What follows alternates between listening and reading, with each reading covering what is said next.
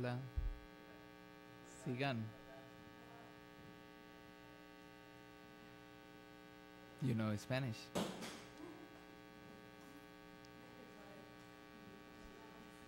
Hola.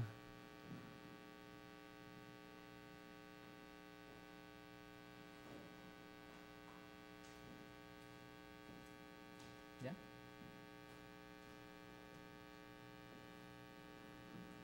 Okay.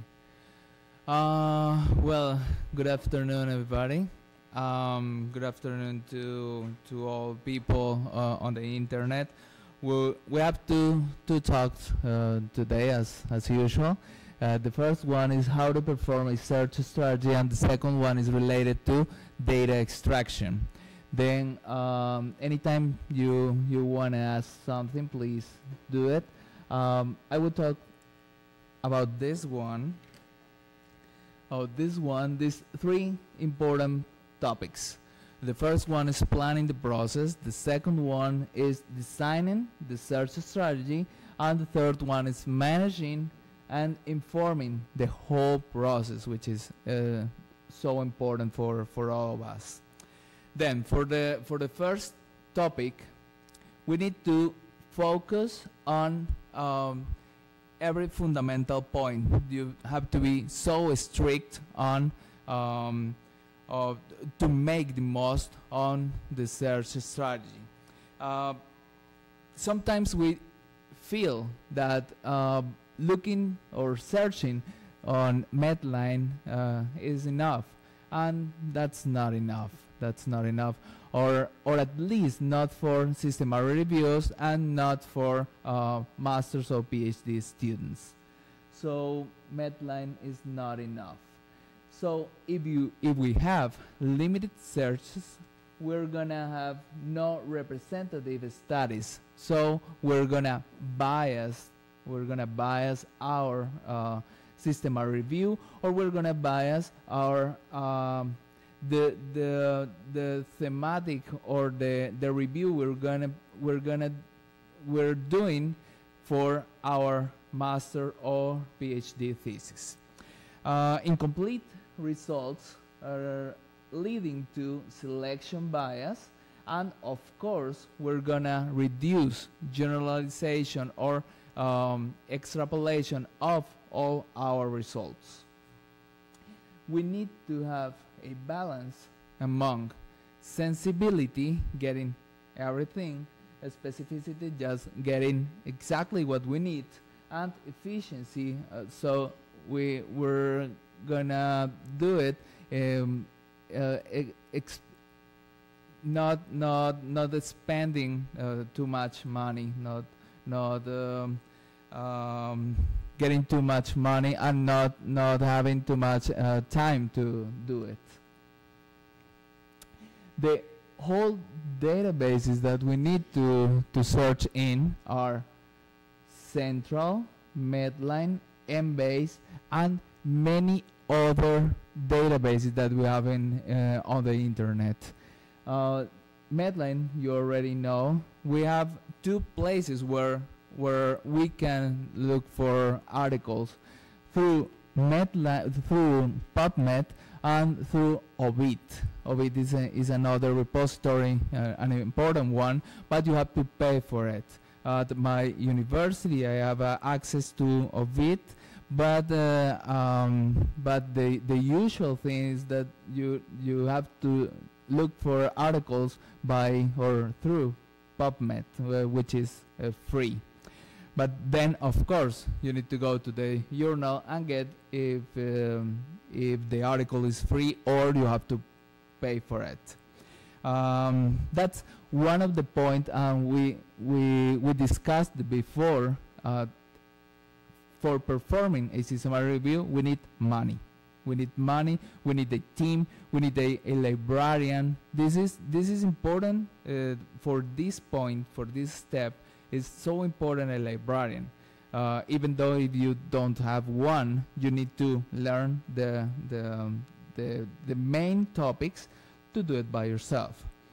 Embase is the other one, the other important one. It's from Europe, so also need to look for that. Of course, you're gonna get duplicates between Medline and Embase. Around 60% of the articles are duplicated by these two databases. But you know, you have another 40 or 30% that you're gonna get different from each database. Central is the register of clinical trials on Cochrane database. So it's important to look for clinical trials there. And of course, the focus on systematic reviews is on clinical trials since most of the time this kind of design was based on interventions, and the most important study for intervention is clinical trials. However, right now we're performing systematic reviews on any other kind of question, kind of PICO questions. And we have others databases, for example, LILACs in Latin America is so important for us. It's a little tricky to look for studies there, but of course we have some tutorials in every one of them. So we're going there, we learn how to do it, we translate our search strategy for each database, and it's okay. All we need is practicing about this. Of course, we need to go to other journals, to other databases, and we need to go to unpublished studies, for example, theses, or for example, talking to a friend and hey, I'm preparing a systematic review about one topic. Do you know someone who's working on it? Yeah, I remember this guy, and you get the contact for that person. And of course, you have to email the guy, the girl, and ask for the data or the results of the important research. This is the platform for PubMed. Yes, you are familiar with it. This is the platform for Ovid. One important point here is that you need to look for. You always search on the advanced button, since you need different elements that you're gonna find them on the advanced one, not in the simple search or the basic search one. Even if you're looking for studies on Embase or in PubMed or in any database, please search on the advanced one. This is the other one, Embase. I don't know if you all are familiar with this one. This is the European one. Is easy, like in Ovid or in PubMed. It's easy to find studies here. We need to translate for the language here, which are called, the terms are called EMTRE. EMTRE are the terms here in Embase. This is another one. This is the Cochrane library, and the central database is inside the Cochrane library. So you need to go here. It's free, and you make your search strategy. You run your search strategy here. This is the vireme.br. Is yours repository, and you could find LILACs here. Yes, in Colombia we have another similar, and I don't know, I imagine in Peru and in some other places we have virtual libraries like these ones. These are other databases. You know, we have AIM, obviously LILACs, AMET, SICInfo, Pedro. SICInfo is especially for psychology. Pedro is especially for a specialist on physical therapists. So the topic is important, so we need to look specifically on the databases for that thematic or that topic. Then these are the common ones, but of course in veterinary perhaps we have different databases, or at least one, I believe. In nutrition, I believe there is at least one. Sometimes we don't know, but we have to look for it. In education, if you want to perform systematic reviews on education, there are at least 2 or 3 different databases that you could use to look for studies. And you have also thesis databases. In Brazil we have, in Argentina we have, in Colombia we don't have a big repository for this, but we need to look for theses specifically on each university. And in Spain, in America, there are repositories for dissertations and theses. Gray literature. Gray is unpublished literature, so you have databases for gray literature, and one of them are Open Gray and TIS, and Figshare it's not a database for this kind of unpublished literature, but you know, it's one place you could get a DOI. Then many people don't really want to publish in a prestigious journal. They just want to for people to know the result of their research. So they publish on Figshare, and it's considered unpublished literature. Then you have to go for cross-referencing, list of references, ask other authors.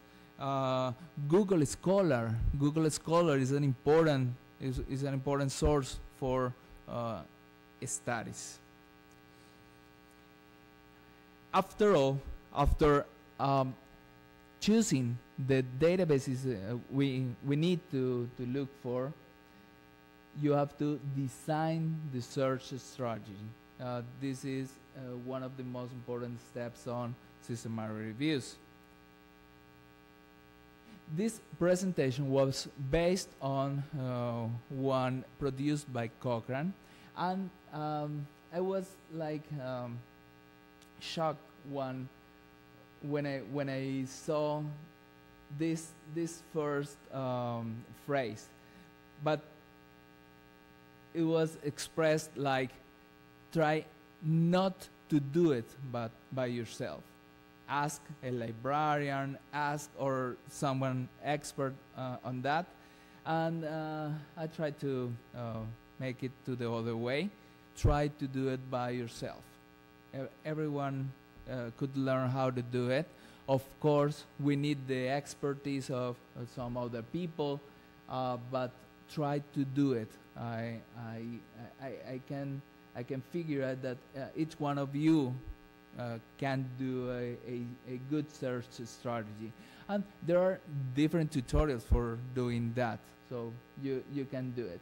This is just the introduction that I found on different literature that I read, and obviously based on that experience that I have by doing systematic reviews. Then I have to structure the search, and these are the most important topics, the most important issues to do it. It's based on the inclusion criteria, and the inclusion criteria are based on the PICO questions, PICO question. And you need to get 2 or 3 of the most important points in this kind of design, since if you're gonna take all of them, the computer goes crazy. So it's not a good idea to make everything to the to take everything on the database. Then you have to focus on what words are the most probably expressed or described on the title and the abstract. Then obviously we have another step by reviewing the text, the full text, but right now we need to focus on what's most probably to find in the title and abstract. Then we remember the PICO question, participants or population, or the other one is intervention, the other comparison, outcomes, and the study design. Yeah, the PICOs in this time. But we're gonna choose only the P's. Yeah, participants, intervention, and the study design.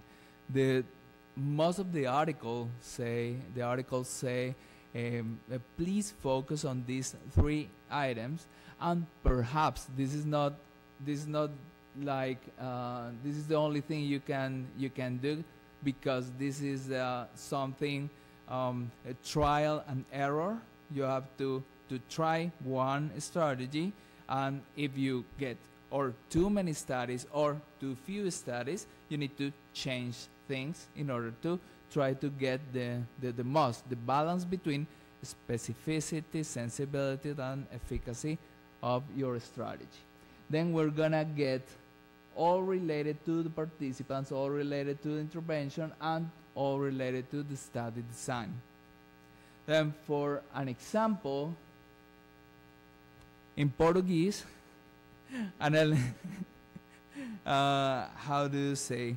Analgésicos para o tratamento da dor na cólicas ureterais. Okay. Then you get the population, the intervention, and the study design. You have to translate it to English. So analgesics for treatment of patients with urethral colic.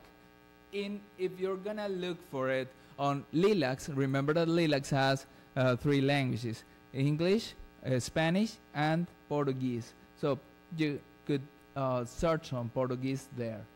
But in the rest of them, you have to look for English. Okay, if you're gonna try to get high sensitivity of the search, we need to convert different concepts, and we need to look for how this concept was would have said on different ways. This is called the synonyms on every concept, all for population, or for intervention, and for the study design.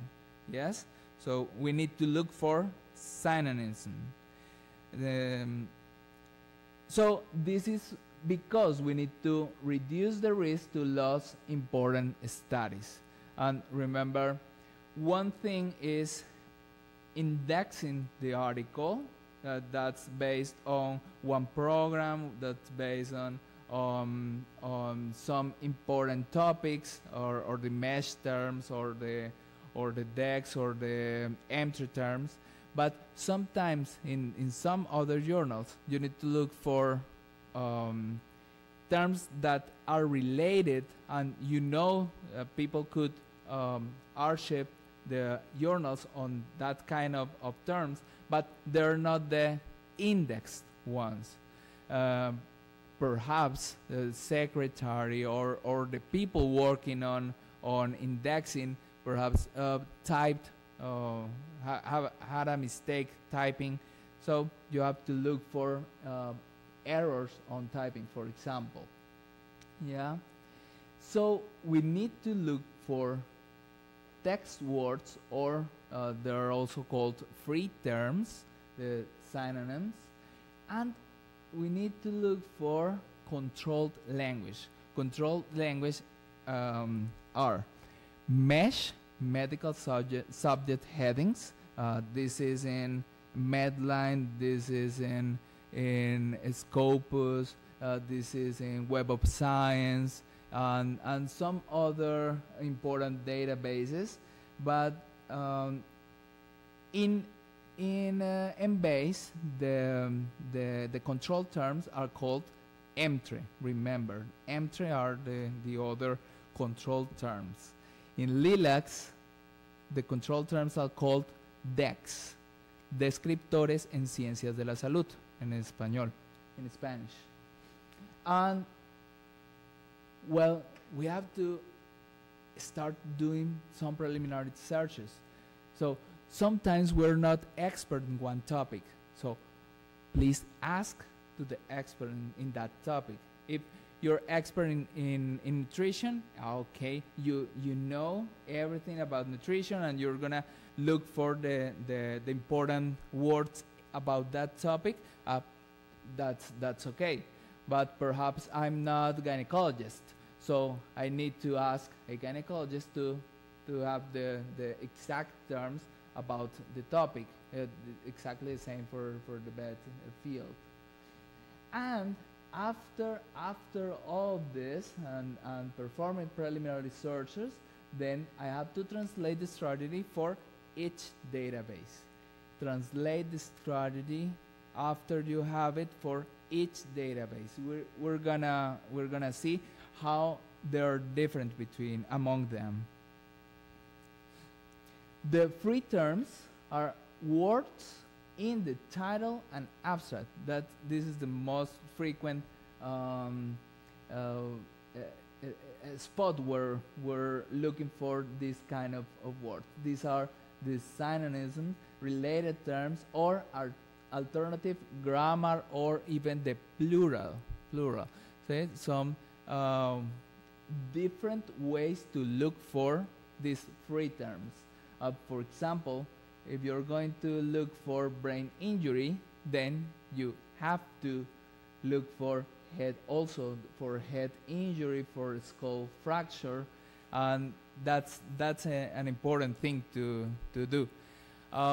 Perhaps if sometime you're doing something, just a quick search, try not to minimize the importance of get the synonyms of the topics, of the words. And most of the time we could use proximity operators: near, next, and adjacent. These are three important words to try to connect the terms. Near is for one database, next for the other, adjacent for the other. Then you have to translate the strategy for each database.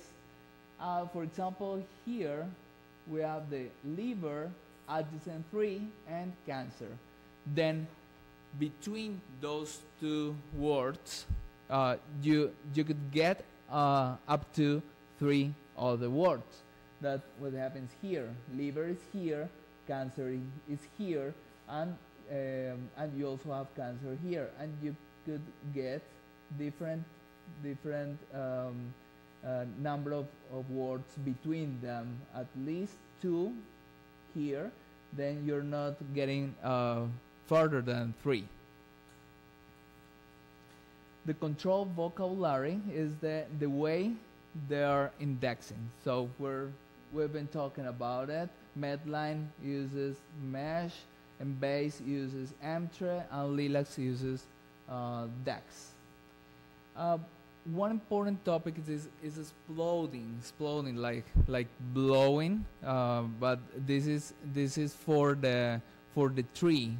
It's the indexing form. You have to explode that term, but if you only want only want that topic, that concept, then you don't have to explore the topic. And this is because sometimes you don't need every single word related or included on the topic. Then you just don't explore the term. And you have to look for those subject terms or those important control vocabulary. For example, in PubMed, you have one important tool which is called mesh, and you have to look there, and it's okay.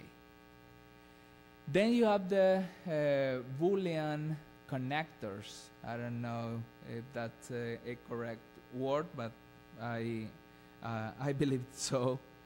Or is one of them, or expands the search, or in this example, renal colic and colic. These two are related, are almost the same, but I want all the terms related to renal colic and all the terms related to colic. Then I use or to get together with the other term. The and then limits the search. Yeah, limits the search. I need all the words that contain, or all the articles that contain renal colic, but only in humans. That's why I use and to limit the search. And not also limits the search. I want all the articles related to renal colic, but I don't want editorials. Then I use not. Cochrane uses a lot. Some librarians use a lot. I don't usually use it. You have to be very careful when you do it, for not having exactly the opposite what you from what you want. So getting together all this explanation, then you have the population, the intervention, and the study design. These are some terms related, some related terms, some related terms, and some related terms. It's just for the example. Then they are separated by the or. They are separated by the or. This is one family, this is another family, separated or united, better, by or. And the families are joined by and. Getting together, and finally we're gonna have that star. You also have ways to truncate, or like in Spanish is comodín, yeah, like Joker in the poker. And it's different among databases. This is the asterisk, the money signs, and the question mark. You know, these all have the same root, prevent, and then they're finished on ION, ABO, or ATIVE. Prevention, preventative, and preventable. Yeah, but of course you have to be careful if you truncate. For example, 3 letters, C-A-R, car, and you truncate it, you could get cars, but you could get also carcinoma, for example. Then they're so different, and it's not good at all. You have to avoid, we saw it the last session, we have to avoid bias by language and by year. It's not good to only use English as the main language. We have to look for any other important language. Of course, we don't know anything about I don't know Chinese. I don't know Chinese, so I will have to if I find one article, I will have to pay for translation and a scientific one. So it's important. And try to not limit by year. Perhaps sometimes you will have to, since the condition is not more, it's very recent, and then why are you looking for it up to, I don't know, 1966? It's not logical.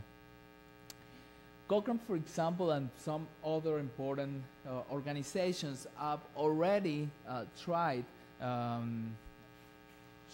different strategies, specifically for the design. As they usually work with interventions, then this is one it's a maximizing version of a search strategy with high sensitivity and precision for Medline based on PubMed for the study design. And we have the permission to just use it. Obviously, we have to say in the article that we use the maximizing version published on the Cochrane handbook, but it's important to have it there. This is just an example based on what we were talking about. This is for Medline Ovid. You know, please focus on different topics, different points. These have the explode before the term. This is the way, for example, this is the way you could describe the free terms, the text words. You know, or you could see here the money sign.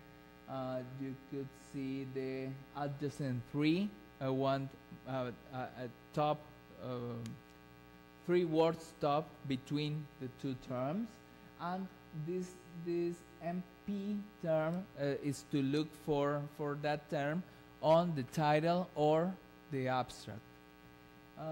This or is because at the end of the search, I enter this topic, this topic, this topic, and then I check all the boxes, and then I push or for having these 3 terms separated or united by or. These are related to the analgesics. Yeah, the X are exploded terms, and the mesh terms exploded.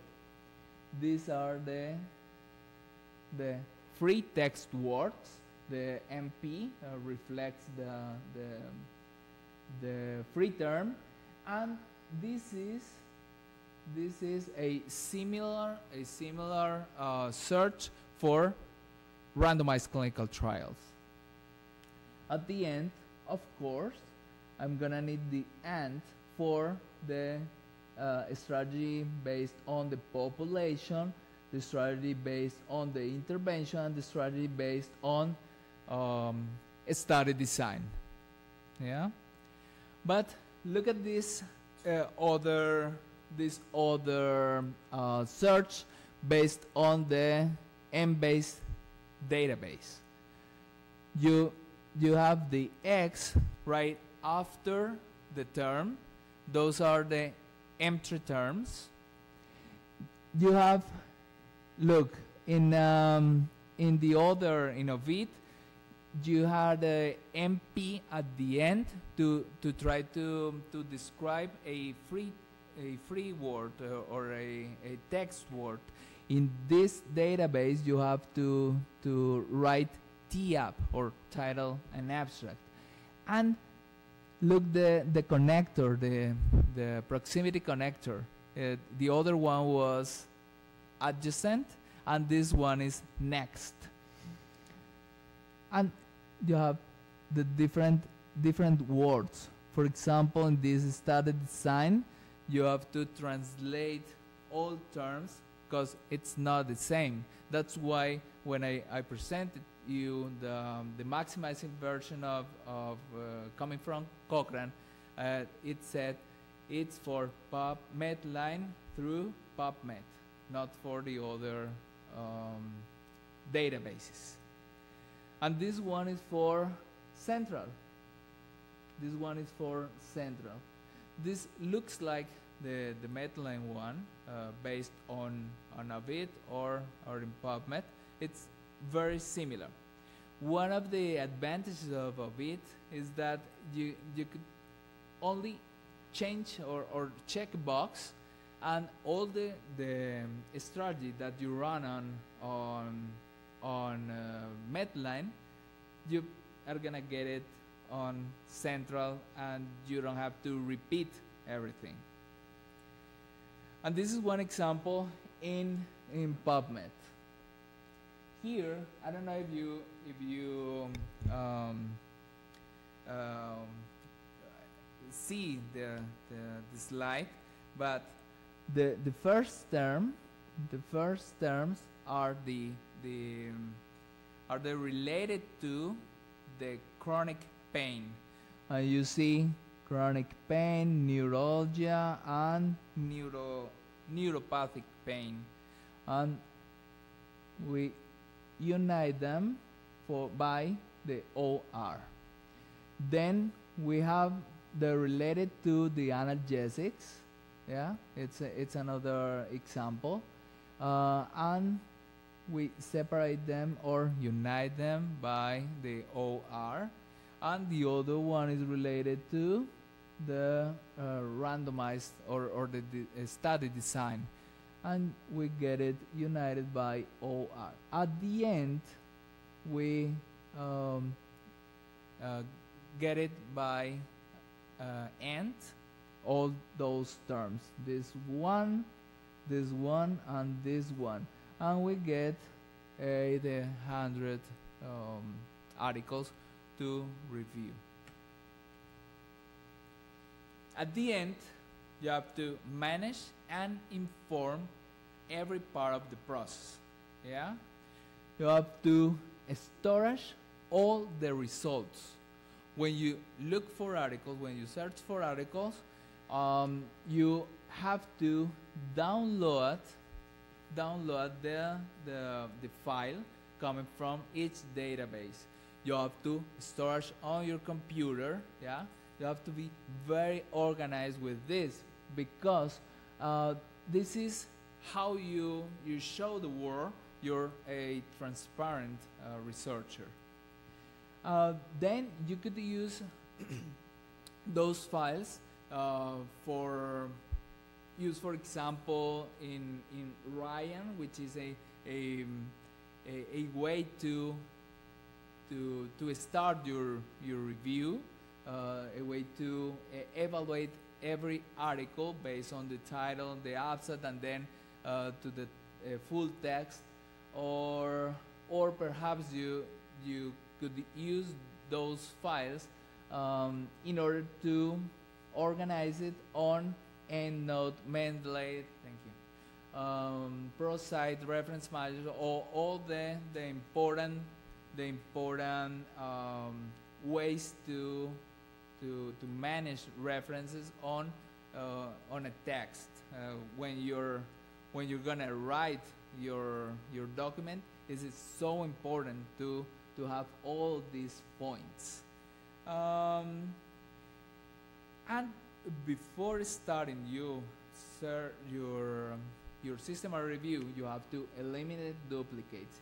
If you're going only to use Excel, you could use the pivot table, the pivot, I don't know in English, the pivot tables, and you could delete all the duplicates, or there are some other ways to do it before starting the system review.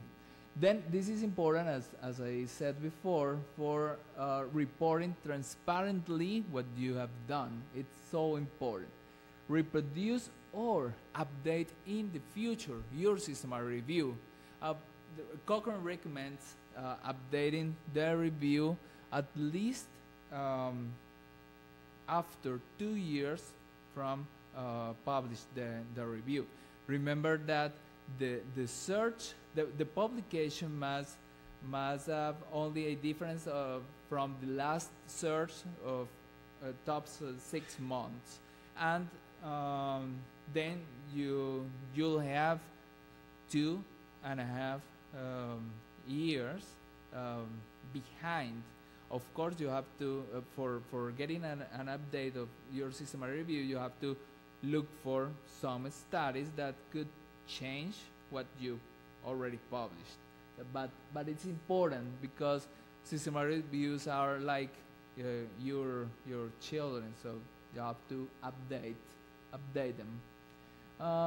And of course, it's not enough to only say, hey, I searched by this and this and these terms. You have to express, to describe line by line all the search strategy exactly as I show you, or even better, of course. And the key message for this talk is planning the research, planning the search strategy just before doing any other thing. Exactly the same as other protocols and other research. The key concepts are based on PICO, obviously, translated for each database, use at least these databases, but do not forget that you have to look for other databases and some other important published and unpublished literature to saturate information and to get the most of the literature. And of course, you have to get a system to manage all the information you're gonna get. Well, thank you. Any question before going to the other talk?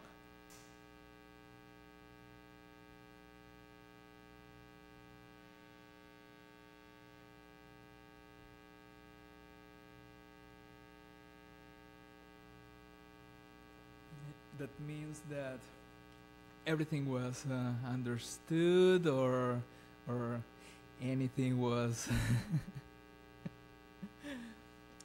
okay. Understand. Regarding data extraction, I would like to remember all the steps we need to do on a systematic review. We have to formulate the PICO question. We have to write the protocol. And remember that before starting your systematic review, you need to publish the protocol. Publish in Prospero. You have to publish even in Figshare, or there are some journals that accept protocols for publication. So it's so important.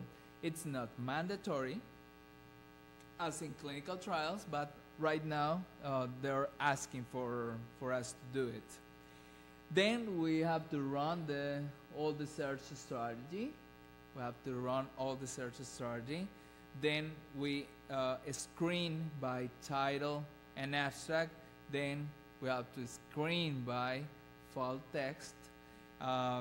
Then we're gonna do the data extraction, and of course the analysis of the risk of bias, and then data analysis if we have enough or important results to perform a meta-analysis. And then we have to do or is recommended right now to do a analysis of the quality of evidence by grade, which we're gonna do some or to speech a little bit about grade the next session, and then of course we're gonna publish the systematic review. Then on the next few minutes we're gonna talk about these topics: the purpose of data extraction, all the process about it, the contents on it, some ways to extract data, and some examples for this kind of forms for data extraction. This is one of the most important, you know, every time I say this is one of the most important topics, because every detail is important in this integrative design. Every single thing is important here. But of course, the purpose of extracting data is describing the study. Yeah, we have some studies. Obviously, we've been through the screening by title and abstract. We went through the screening by full text, and we already have the included studies. And then we included 1, 2, 3, or 50 studies. Then we have to take those studies and extract the data. Then it's describing each one of them.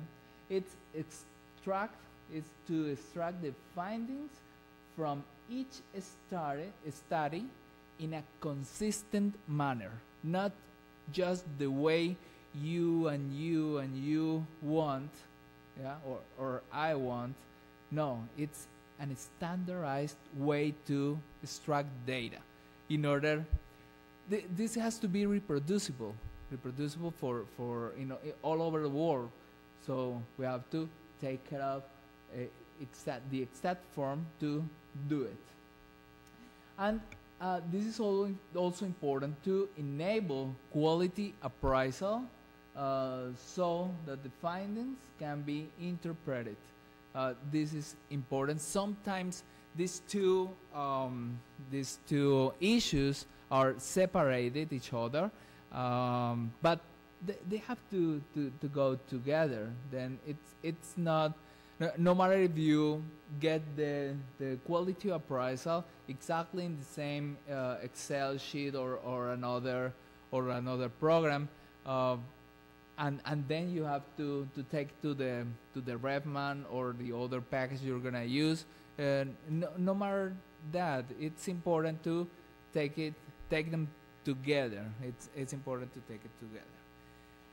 And of course, this is important since you're gonna try to synthesize all the information you have in 12 or 10 pages in an article in just one line or something like that.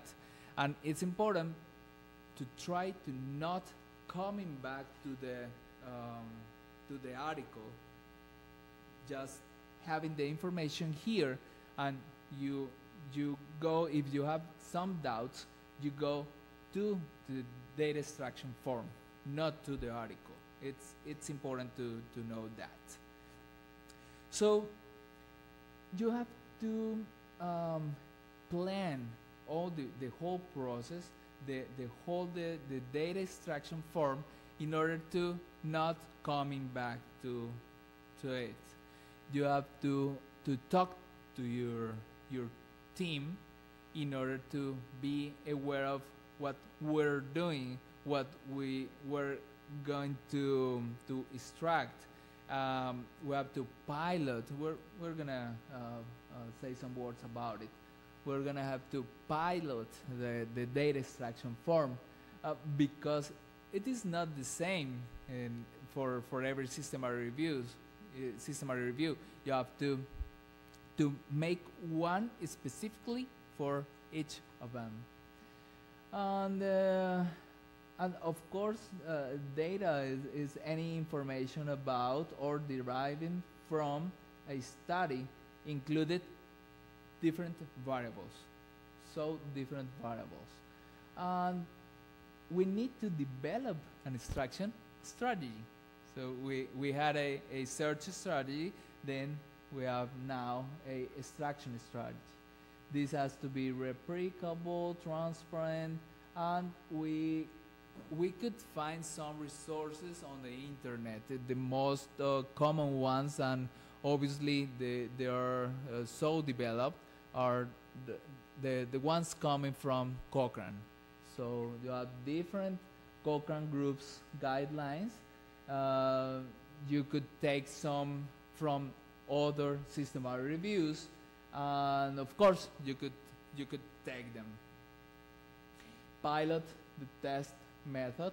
You have to get together and, hey, please try to extract information coming from this article with this data extraction form, and please you do the same thing. And at the end, we're gonna contrast what each one of them extracted. One of the recommendations by Cochrane is duplicate data extraction. You know, if you have a team, you're gonna say, hey, that's so expensive, that's a waste of time, but it's important. It's important for us. If we're gonna work together, at least 2 people have to take the data, extract the data, and print it on the new form. And they have to say it or describe it in an independently. They have to do it independently. So if we need to disagree for something, if we disagree something, then we have to look for a third reviewer to solve that disagreement, to solve that. These are different. That you can see that, yes. These are different variables you could use on your data extraction form, and these are related to the source of the study, the ID for the study, how what's the main author of it, some contact details that you need to for doing some contact after, variables related to eligibility of the study, reasons of the exclusion. I'm sorry, eligibility of the patients in the study. Remember, we're having studies, not people. Related to the methods of N, related to the participants, the interventions, the outcomes, the results, and some other important variables that could modify the effect of the at the end, the result of the interventions. Then, related to the collection method, you should have some information about the basic study design characteristics. For example, if it was randomized, obviously the most important thing is getting a randomized controlled trial, but sometimes you can't have exactly all the randomized trials. It depends on the condition.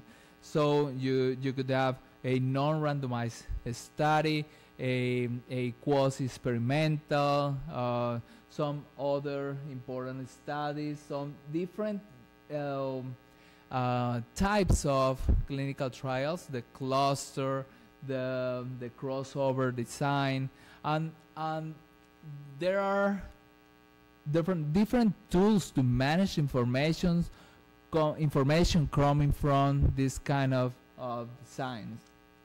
The duration of the study, the duration of the follow-up, the follow-up duration, and for example, you could get the information for assessing the risk of bias based on the risk of bias tool made by Cochrane. Some people coming from Cochrane.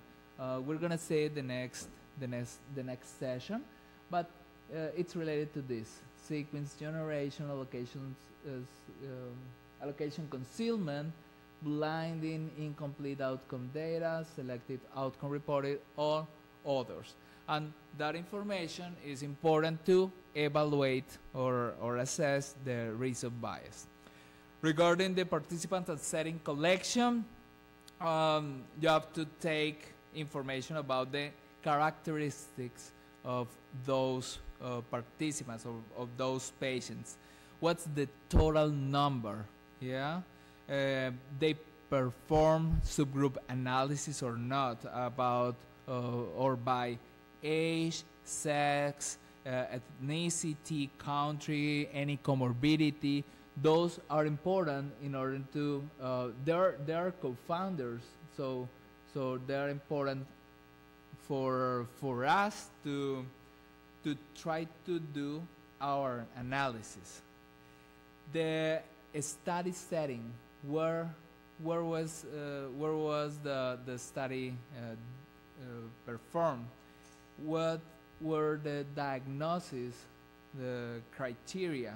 It's important for us to know each one of those important issues. Related to the intervention, the number of intervention groups, 1, 2, 3, 4, yeah. Most of the time, we're used to get pairwise comparisons, not just one group. But however, we could use a before and after studies, quasi-experimental. So it's important also. Routes of delivering the drug, the dosage. Yeah, it's important. This could increase the heterogeneity of those of the data. So it's important for us to have this information. Sometimes it's difficult to get them. Sometimes it's difficult, but try to do it. Try to do it in order to have the most from the study. The length of the treatment, the time between the diagnosis, the treatment, related to interventions, the contents, who delivered or administered the intervention, was a expert on that, who performed the surgery, the resident, the senior surgeon. It's so important. Format and timing of delivery, and related to compliance, fidelity, integrity of the drug or the intervention. How they measure the outcome, the definition of the diagnostic method, which scale did they use, the threshold is so important. That during this time I've been working on systematic reviews where the outcome was related to the diagnosis based on molecular tests, and it's weird, but they don't establish a threshold before starting the study. They just get it just after the study, and that's something to bias the outcome. the timing of the measure of the outcome, the unit of measure, how do you interpret the scale, the tool used.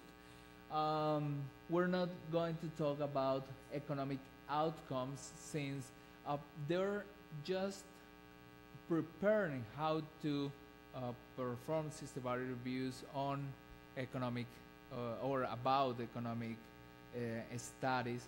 It's a tricky one, and right now there are not methods to perform meta-analysis on economic studies. However, they're working on that. Right now it's descriptive, but perhaps in a near future, biostatisticians will come with some a statistical tool to perform meta-analysis of these outcomes. Adverse events, the method of collection, the samples, the number of outcomes reported, if the outcomes are related or not, those are important. The results, the most important thing on results is that you need to have it really well structured to use it on a statistical tool, a statistical program, even if it's R, Refman, or Stata, or we have different statistical programs that we can use for this. What's the unit of analysis? The type of outcome. This is really important for us, since we need, for example, in the dichotomous outcome, we need the number of the events, and in some programs we will need the counterpart of this, the no event people, and in others we need the final number of the population. Then it's not the same, but it's complementary. So, but we need to know what's the statistical program we need for taking the important data here. For continuous outcomes, for example, we need the mean, the standard deviation, and of course the total number of participants. Of course, we have different tools to calculate the data, different tools to get the information we have at the end, or we need at the end, to perform a meta-analysis. And of course, I think it's not the time to say this, but we need to learn it just the way performing a systematic review and meta-analysis. The most important thing for us starting on systematic review is planning a very good systematic review, not the meta-analysis. The meta-analysis is just it's statistics. So if it's based on a very good systematic review, you're not gonna have problem to take that on one program.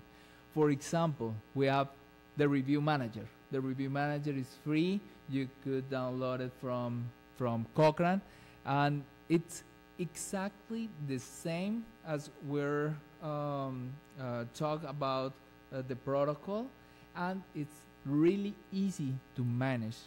You have to put some numbers, and then you put click. That's it. Really easy. Really easy. So I invite you to download that program, and you could see it's really easy. You have to take information about the missing participants. That's important, and sometimes or most of the time we could get it from the consort flow diagram, we have to decide if we're gonna use the information about the intention to treat analysis or the per protocol analysis. Of course, the estimated effect at the end, the effect size, the confidence interval, and sometimes we need to use the p-value if we don't have the confidence interval or other important information to get the estimated effect to perform the meta-analysis. Information about subgroups. This is so important. We try to perform most of the time subgroup analysis in order to explain heterogeneity between or among studies, but sometimes we can't, since we don't have information coming from the studies. And some important information about conflict of interest, sample size calculation, the way they analyze the data. It's important for us. The data collection form, data extraction form, it's important since we have to make many decisions, and we don't need to come back to the article, but to stay on the data extraction form, and that's why this is so important. That's our right hand to make a decision. It's so important, and of course it's relevant for the data we're gonna use on the systematic review and in the meta-analysis. So it's that important that we need to invest time trying to create it and extracting data in order to have a good one. You could do it by paper or perhaps on electronically. Either way is important, either way is good. We have some web-based data extraction forms. You just design. Perhaps sometimes it's better to create it in a paper, and then you translate it in Excel, in Google Sheets, or in some other electronic forms. Remember, the compatibility with a statistical program is so important. That's why sometimes people think it's relevant just the information extracted exactly or right to the Refman. Being this Refman one of the easiest program to perform meta-analysis, and it's a good one, really good one. And remember, you have to do it in pairs and contrast the information. If there is something wrong, please go back, correct it, and then you could go to perform the meta-analysis. This is just an example. You can't see anything about it. Sometimes you have one study, but with multiple publications. That's not different studies. That's one study and multiple publications. Then the information must be extracted in only one spot for one study. Obviously describing that these 1, 2, 3, 4 publications belong to that study. That is frequently done in research. Of course, we'll have the variable related to the country, age, the intervention, the control. Sometimes you'll have different interventions, not just one-to-one, 3, 4, or 5 contrast arms. The follow-up, you'll have different variables to get to extract from the articles. These are just examples on how to extract information, for example, related to serious adverse effects or short-term adverse effects. This is one outcome, and this is the events on that outcome on the intervention arm. And this is the total number of participants on that arm, the total number of events on the control arm, and the total number of participants on the control arm. And that's a categorical outcome, so exactly the same we'll have on continuous outcomes. Well, at Universidad del Valle, we have a Cochrane an associated Cochrane group and a research group called UroGive. You all are very welcome to go to Cali, Colombia, at Universidad del Valle. That's my university. Thanks to all of you